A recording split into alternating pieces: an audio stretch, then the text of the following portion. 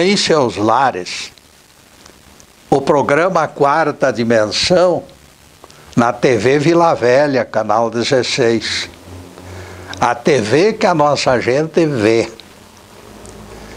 A Bíblia bem analisada e sem algemas nos fornece preciosos detalhes que reforçam nossas convicções.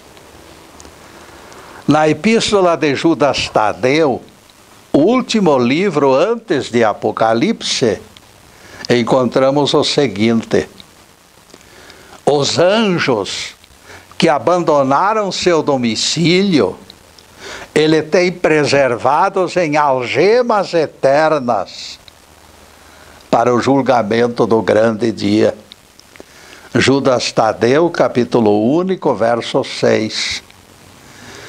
Estes anjos chamados maus pelos catedráticos não estão dormindo, como garante a teologia. Encontram-se presos em algemas eternas, rodeados de trevas, como diz o texto.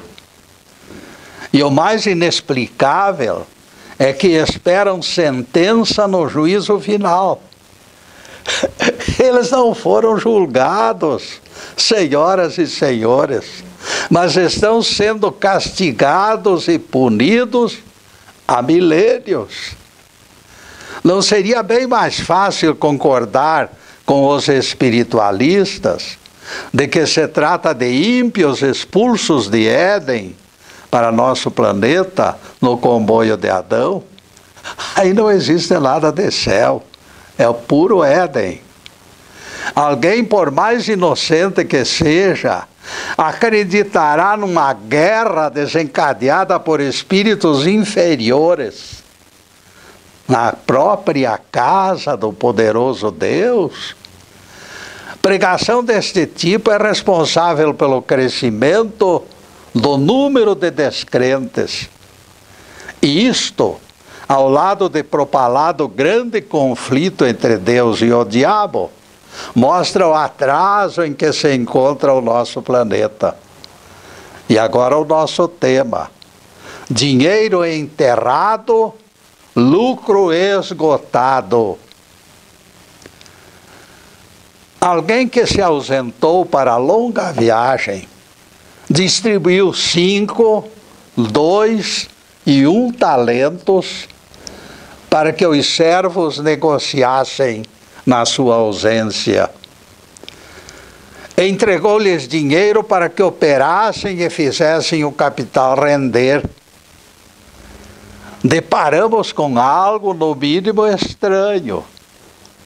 Contando tal história, estaria Jesus incentivando investimentos na bolsa? Apreciada de todos os ângulos, concluímos que a parábola dos talentos coloca o dinheiro entre parâmetros do nosso crescimento. A leitura do trecho causa perplexidade, agregando elemento estranho em nossas expectativas. Vale salientarmos algo pertinente. O dinheiro não pertencia aos servos.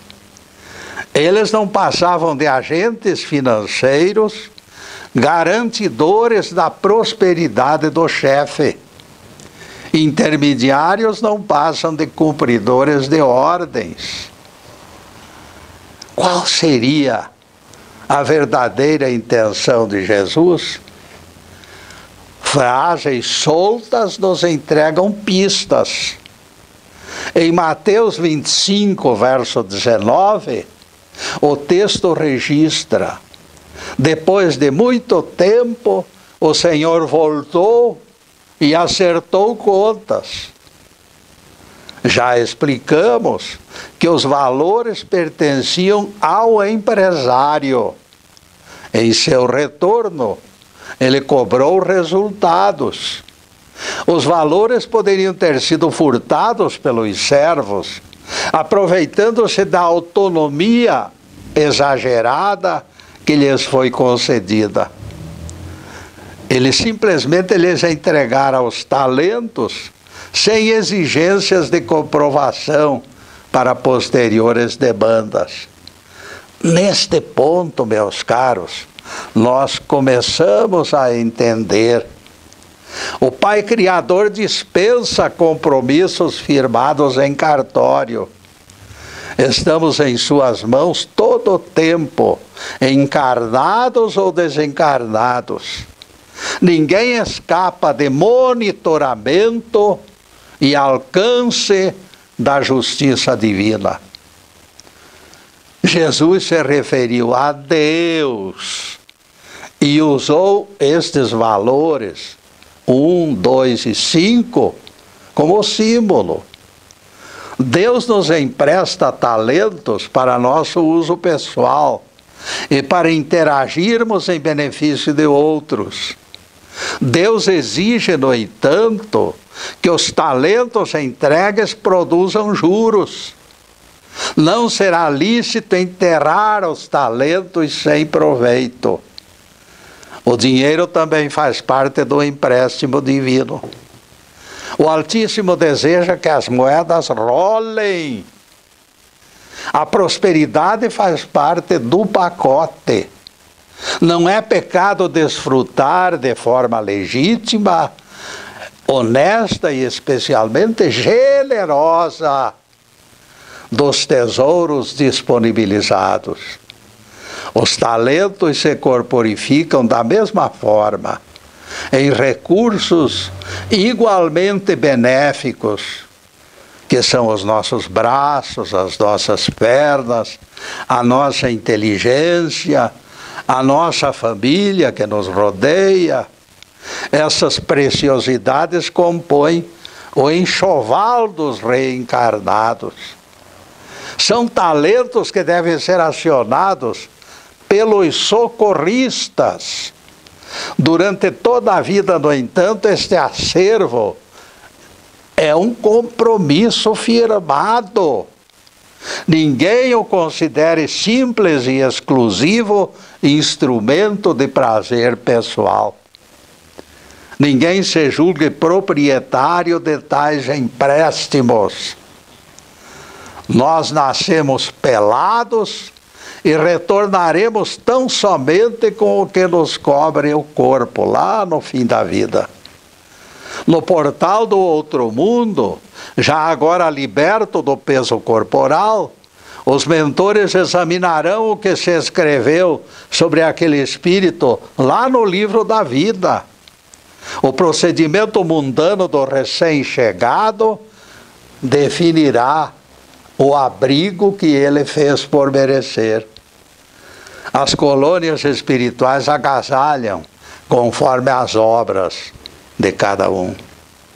Vejam que na parábola do rico e do Lázaro, o mendigo recebeu aposento confortável e o rico foi jogado numa espelunca. Vejam só.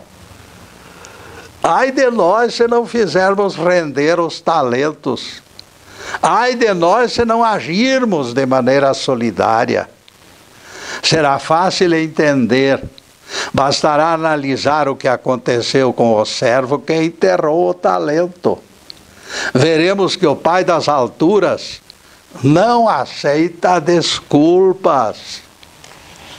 O servo detentor de apenas único talento se aproximou temeroso do patrão, dizendo: eu sei que és homem severo, que ceifas onde não semeaste e ajuntas onde não plantaste.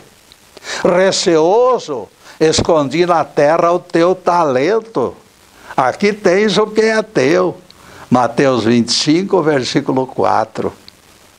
Entregou-lhe o mesmo dinheiro recebido sem juros, tempos atrás. O fazendeiro não deixou o relapso sem castigo, dizendo-lhe: servo mau e negligente, sabias que ceifo onde não semeio e ajunto onde não espalho? Cumpria, portanto, que entregasses meu dinheiro aos banqueiros, e na volta eu o receberia com juros. Tirai-lhe, pois, o talento e entregai-o àquele que tem 10. Porque ao que tem, lhe será dado mais, e terá em abundância. Mas ao que não tem, até o que tem lhe será tirado. Mateus 25, versículos 26 e 29.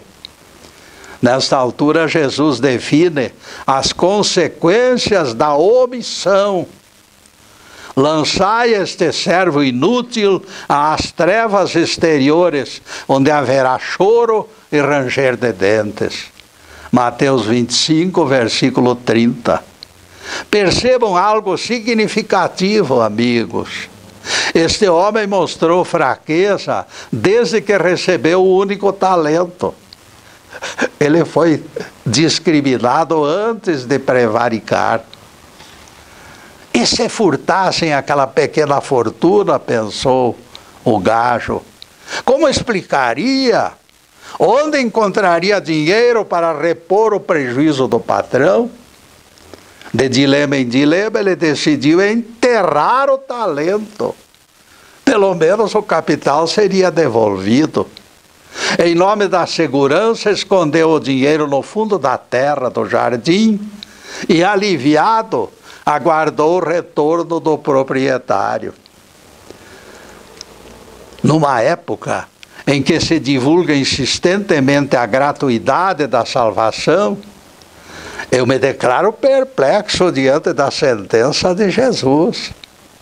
Este que praticou algo pouco invasivo foi recolhido às trevas exteriores, enquanto bandidos hoje, segundo a teologia, serão salvos. É só fazer lá uma cerimoniazinha e pronto, já vão para o céu. Ele apenas deixou de fazer algo que deveria ser feito.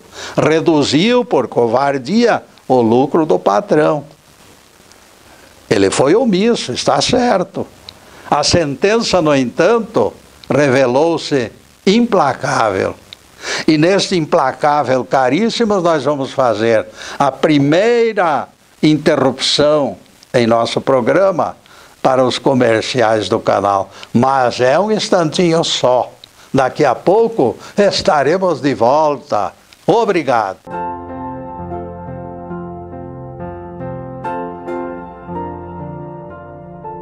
E já estamos no segundo bloco do programa Quarta Dimensão.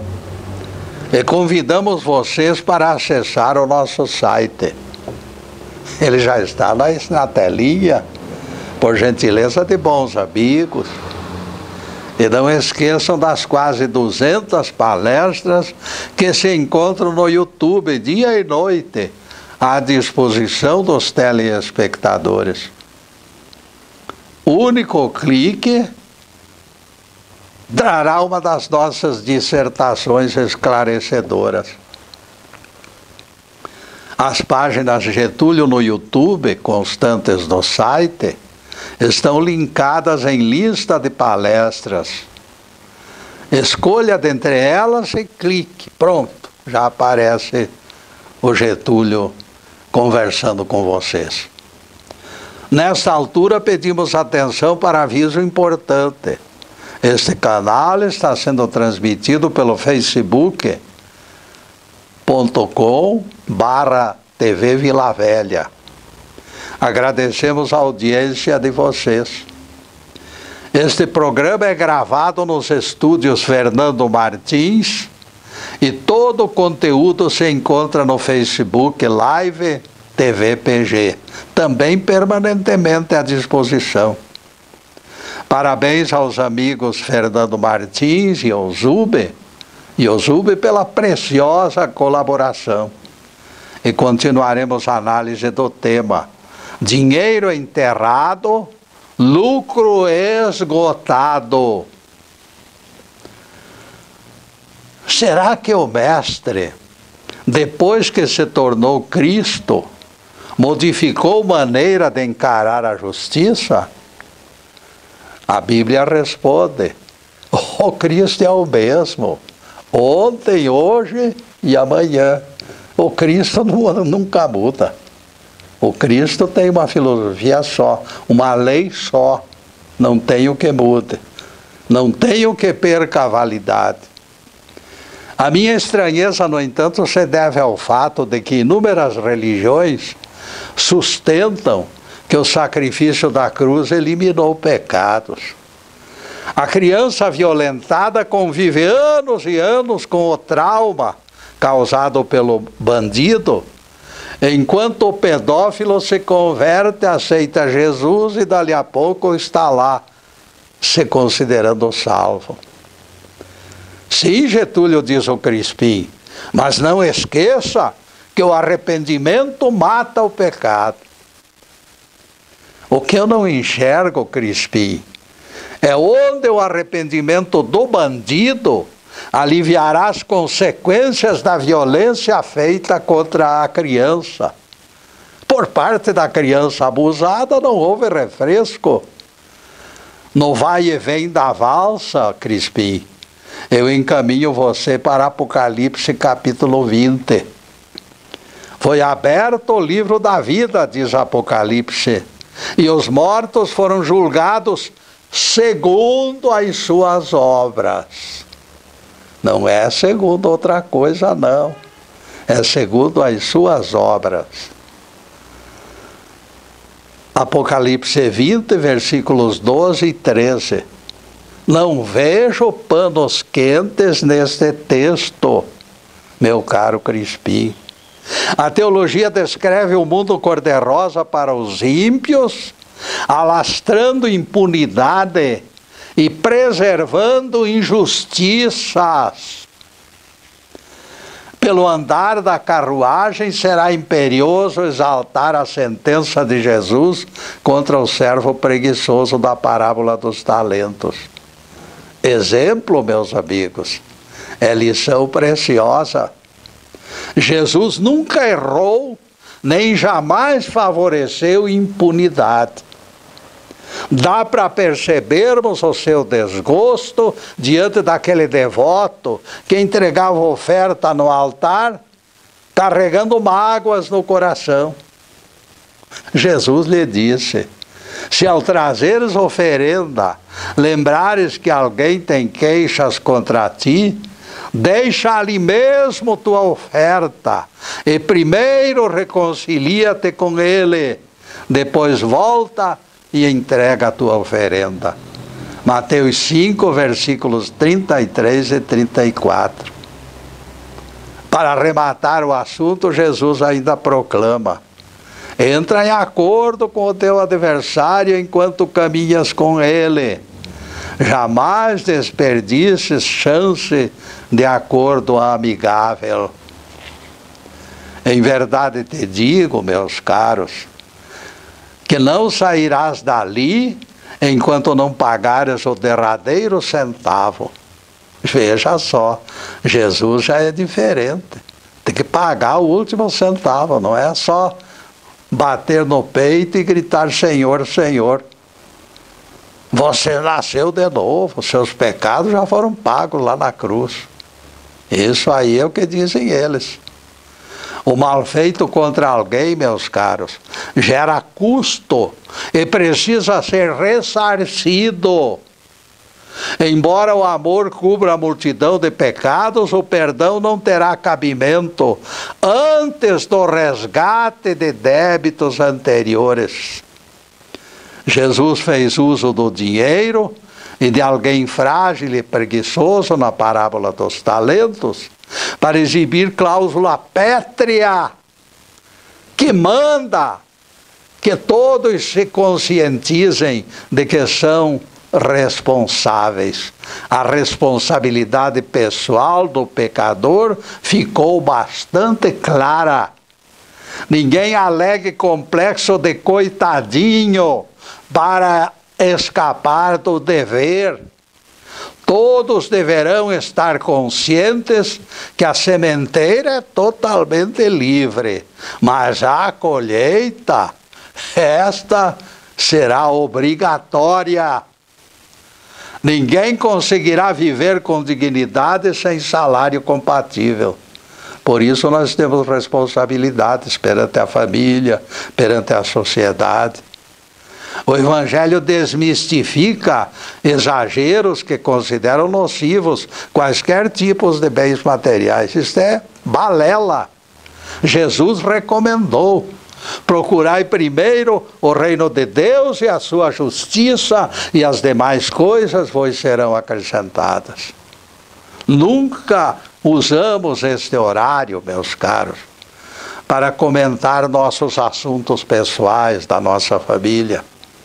Hoje, entretanto, a relevância do acontecido me permite uma exceção. Depois de sofrida enfermidade, desencarnou o penúltimo dos meus irmãos carnais, José Abel Correia Machado. Caçula, entre outros 5, ele foi sepultado dia 25 de janeiro, agora, na última sexta-feira. Da Irmandade, composta de 5 homens, somente eu me encontro em corpo físico. De público agradeço as orações e as manifestações de solidariedade de pessoas chegadas à família. Deus abençoe e guarde todos vocês. 2 fatos a propósito da morte do meu irmão, eu faço questão de divulgar, porque se enquadram e esclarecem doutrinas que eu defendo. Numa das suas últimas noites, meu irmão José, com enorme dificuldade de locomoção, se arrastou do lugar onde ele estava até onde dormia sua esposa. Ele acordou Laura e lhe perguntou: você seria capaz de me levar de volta para casa? Você está em casa, José, respondeu ela. Nós moramos aqui, amor, foi a resposta da esposa. Alhures, internada em hospital numa das suas crises, filha da Laura passou a noite com o enfermo para poupar trabalho à sua mãe. O relato dela me comoveu. O José atravessou a madrugada inteira conversando com a nossa mãe, falecida em abril de 1995. A narradora destacou algo importante.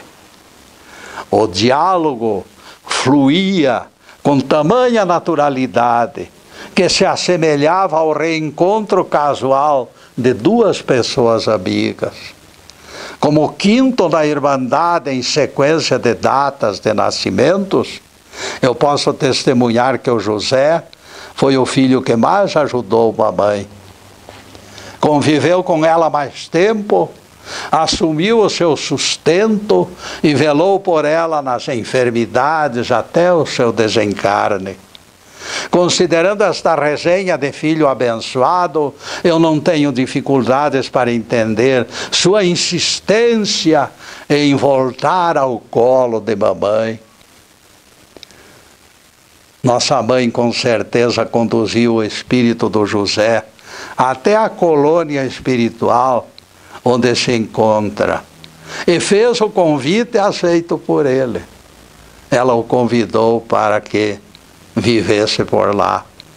Vejam que ele se arrastou pela casa até onde dormia a esposa com dificuldades compreensíveis e pediu que ela o conduzisse à sua verdadeira morada. O insistente apelo foi repetido na noite seguinte e mostra o entusiasmo que ele sentiu pela convocação de Mamãe Celestina. Hoje, alguns dias depois da partida do José para o mundo espiritual, eu não tenho dúvidas quanto ao doce enlevo que mãe e filho estarão curtindo lá na colônia espiritual. Lembrem que Jesus disse aos saduceus: Deus não é Deus de mortos, mas sim de vivos, pois para Ele todos vivem. E neste ponto, caríssimos, nós vamos fazer Mais uma pequena interrupção no programa para os comerciais do canal, mas é um instantinho só. Daqui a pouco estaremos de volta. Obrigado.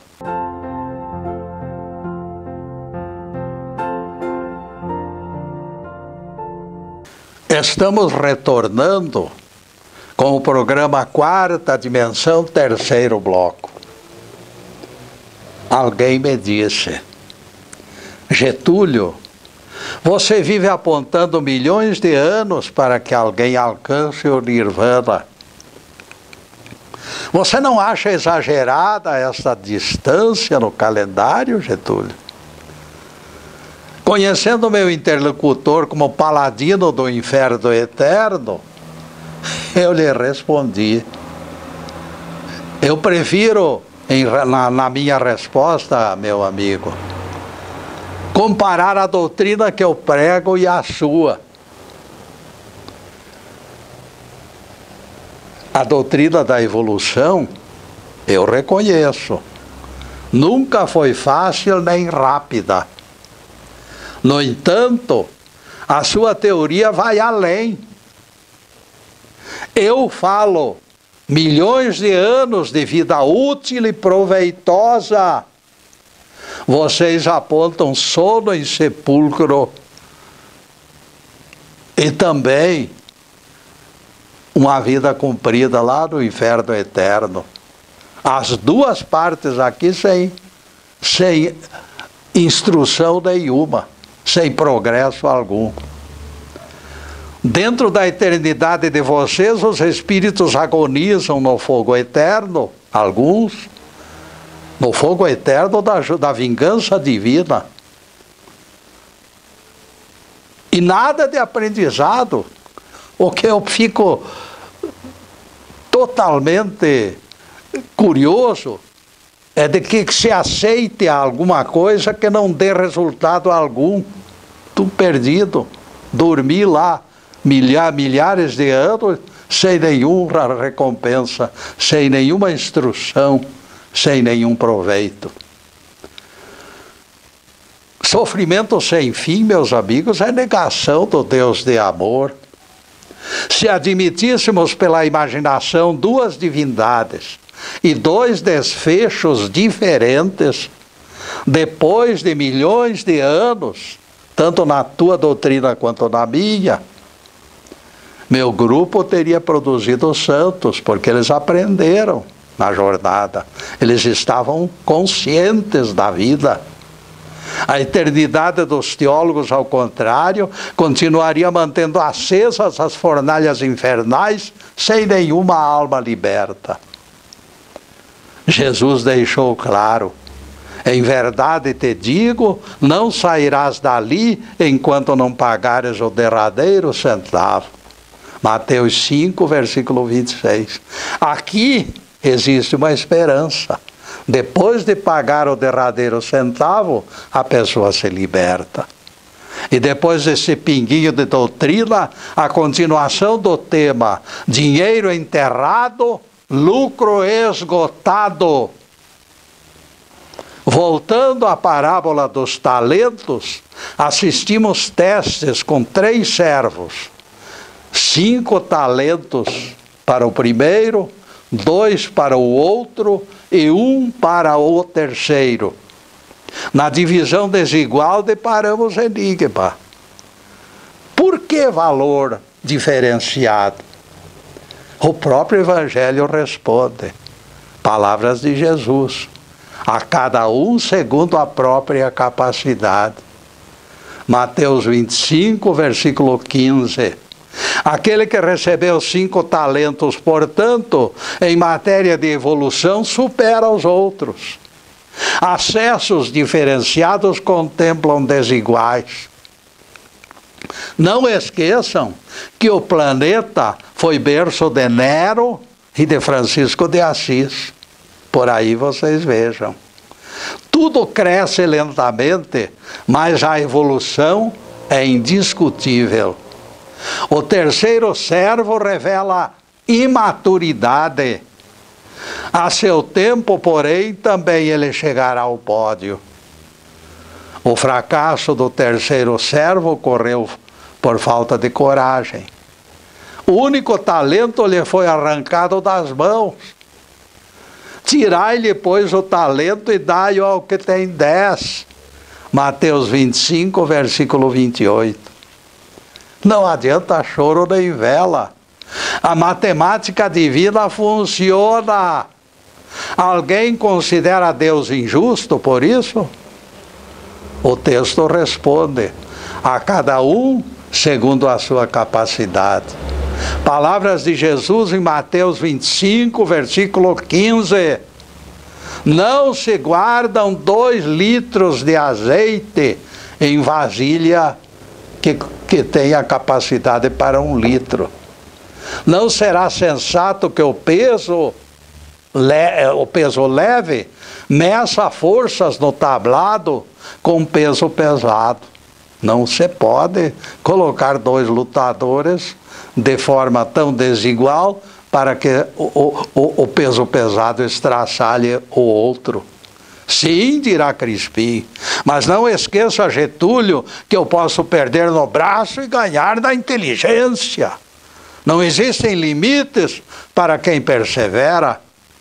Saiba, Crispim, que em todas as variações previsíveis se encontram na frase de Jesus: a cada um segundo a sua capacidade.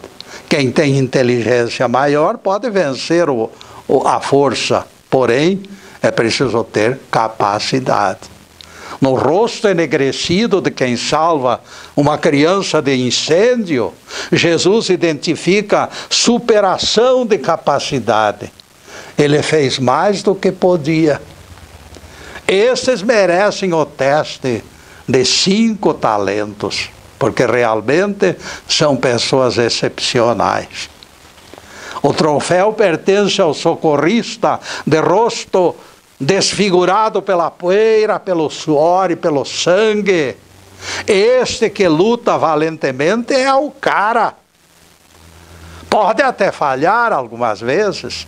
No entanto, ele tem consciência que está empenhado em causa justa e que jamais acompanhará a covardia. Essencial será agirmos indiferentes ao que representamos na terra.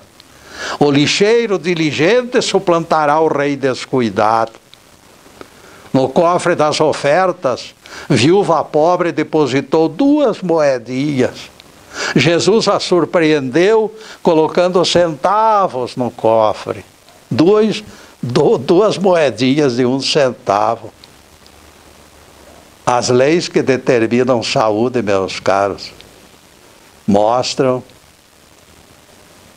que tudo funciona pela mente. E Jesus, então, quando viu aquela mulher, ele disse: esta viúva pobre deu mais do que todos os outros. Ela deu da sua pobreza o próprio sustento da sua alma. Lucas 21, versículos 3 e 4. Se eu evito caminhar fugindo ao esforço, minhas pernas atrofiam. Por isso eu devo fazer o esforço. Eu devo realizar aquilo que se torna até quase impossível. Mas eu tenho que realizar para manter a minha mente e o meu coração e o meu corpo em condições de trabalhar sempre. Mente confiante e positiva gera crescimento. Mente negativa e medrosa fabrica retrocesso. Alguém que pensa positivamente destrói ondas negativas. Na cidade de Nápoles, a família Zagonella ocupava antigo casarão. Na década de 50, Giuseppe Mastroianni alugou algumas peças daquele prédio centenário, porque o preço do aluguel era bem mais barato. O italiano vivo preferiu aquele mais barato. Giuseppe passou a orar lá no quarto dos fundos do casarão, suplicando divina libertação das dívidas. Giuseppe estava atolado em dívidas.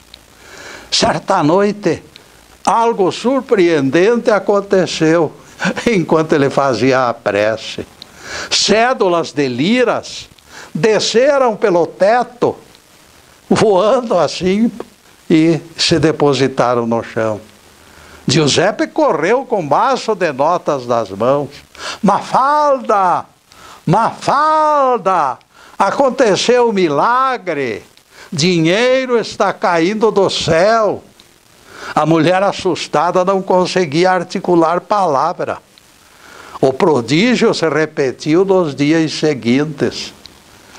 Cédulas se espalhavam no piso com tamanha intensidade que permitiram a Giuseppe a compra de um restaurante. Egídio, filho desempregado do Zagonella, se tornou gerente. Tão grande e repentina prosperidade uniu aquelas famílias. Mastroianni se tornou líder comunitário, apelidado de pai dos carentes. Giuseppe merecia, caríssimos. Ele fazia as moedas rolarem. Era generoso e prestativo com todo mundo. Nessa altura alguém poderá estar me gozando. Conta outra, Getúlio. Deus fabricando dinheiro e soltando pelas frestas de prédio antigo. Isto não existe, Getúlio.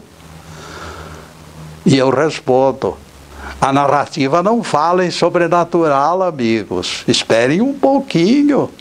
Eu disse que as cédulas apareciam. Eu não disse que as cédulas foram fabricadas por Deus, não. Dionísio Zagonella era homem próspero, homem rico, mas retraído. Retraído, ele tinha medo de se estabelecer comercialmente em algum lugar e perder tudo. Temendo assaltos, guardou notas de lira em caixas enormes de papelão, lá no Soto. Os ratos abriram buracos nas caixas. Tábuas podres completaram o derrame das cédulas. Deus premiou quem merecia. Dinheiro enterrado é dinheiro morto. Mastroianni fora atendido em suas orações e muitas pessoas lucraram com isto. Pedi e vos será dado, é promessa de Jesus. O método não importa. A mágica do acrescentar é a generosidade do agir. Quando eu vou atrás, eu consigo alcançar alguém. Ao que tem lhe será dado mais, é preceito divino. Deus prefere os que fazem rolar o dinheiro. Se eu afirmar eu tenho saúde, sem vacilação, todos os dias, podem ter certeza que me tornarei saudável. Se repetir o slogan, Deus proverá recursos para o meu sustento, minha despensa jamais ficará vazia. Por quê? Porque querer é poder. Quem esconde talentos, com certeza não terá o seu campo lavrado. As últimas palavras são conclusivas. Quanto a este servo inútil, lançai-o às trevas exteriores, onde há pranto e ranger de dentes. Mateus 26, versículo 30. Elifas Levi, o grande filósofo, nos informa: nada a fazer é tão funesto quanto fazer o mal. Porém, é ainda mais covarde. O mais imperdoável dos pecados é a preguiça, diz Elifas Levi. E neste caso, meus caríssimos amigos, nós vamos fazer mais uma pequena interrupção no programa para os comerciais do canal, mas é um instantinho só. Daqui a pouco estaremos de volta. Obrigado.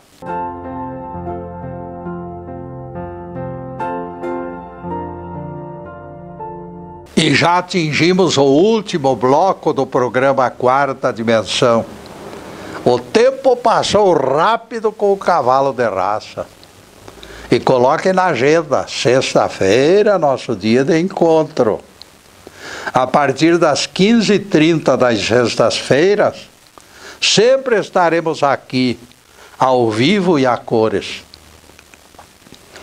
Na próxima sexta-feira focalizaremos outro assunto ligado à Bíblia e aos Evangelhos. Em seguida, os últimos questionamentos sobre o assunto de hoje: dinheiro enterrado, lucro esgotado. O Papai do Céu respeita livre-arbítrio, mas deixa também livre a engrenagem da correção. Reconhecemos que conviver pode ser complicado, mas é na convivência que se abrem as águas do Mar Vermelho. Não vamos enterrar nossas amizades, nossas alegrias pelo contato humano, porque isto é enterrar tesouro. Conviver é aprendizado para investimentos emotivos. Quando eventualmente nos desviarmos para ligações perigosas, lembranças de sadias convivências devolverão cautela. Talentos arquivados sem uso não servem para nada. Trevas exteriores é destino dos verdugos das emoções. O psicólogo John Gottman criou palavra para definir esta síndrome: emocionectomia. Escreveu ele, vejam só. Castrar o sentimento. Nada investir em coisas do coração. O medo de permutar ternura é a mesma coisa que enterrar dinheiro, como fez o servo da parábola, o servo mau. É o mesmo que esconder cédulas com receio de perdê-las, como fez a família Zancanella. E o dinheiro foi lá para aquele que merecia. A punição será consequência da covardia. Teve razão o evangelista apontando um ranger de dentes. Conviver é risco, possibilidade concreta de sofrer coisas desagradáveis. Justifica certo pregador equivocado que fala na TV. E ele remata com lógica execrável. Será preferível viver solitário numa ilha distante. Enterrar-se na solidão seria o termo adequado. O amai-vos uns aos outros desfaz o equívoco, porém. Onde duas ou três pessoas ou mais estiverem reunidas, ali estarei no meio delas, prometeu o nosso Rabi. O Evangelho vai mais longe, caríssimos. Entra no gozo do teu Senhor, diz o proprietário da parábola dos talentos.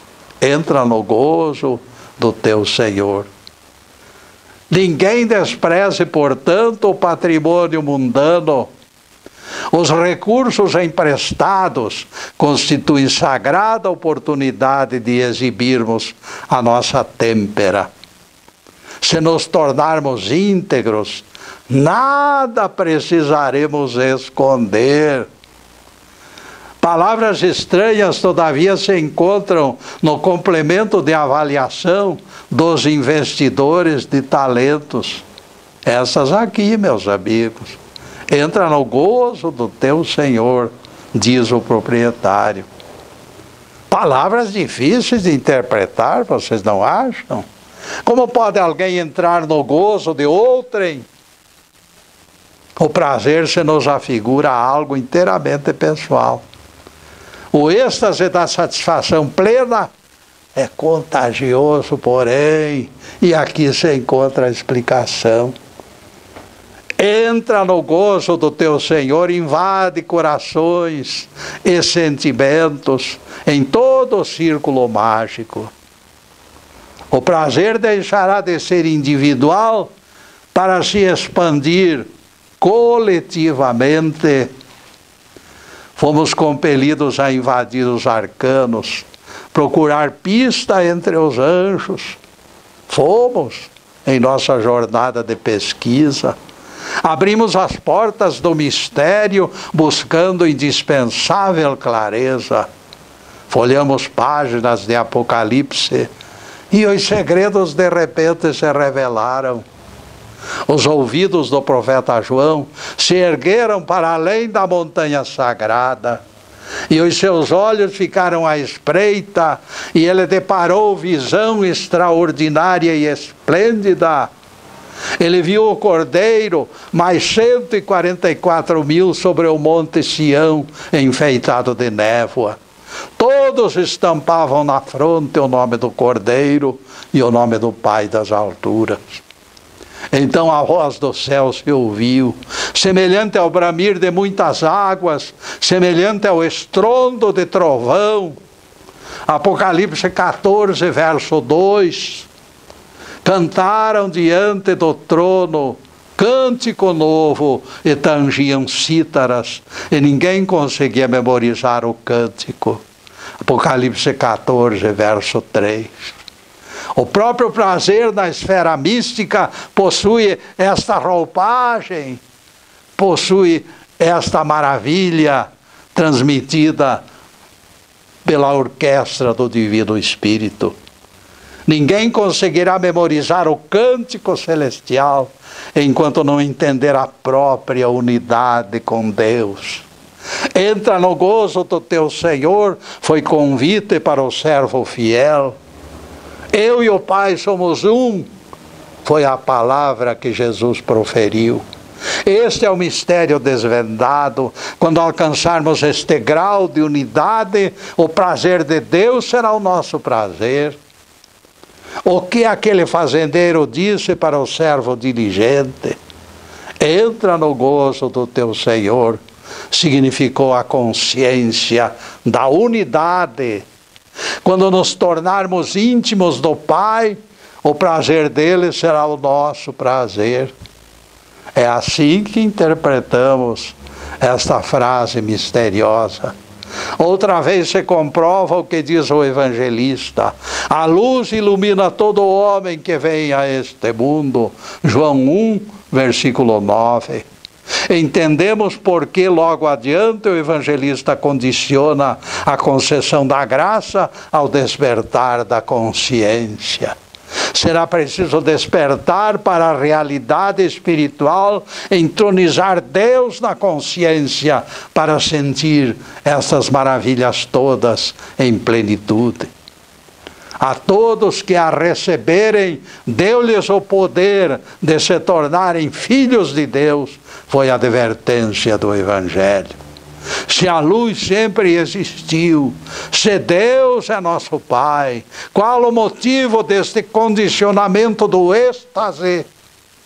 A razão é a falta de percepção pessoal da realidade.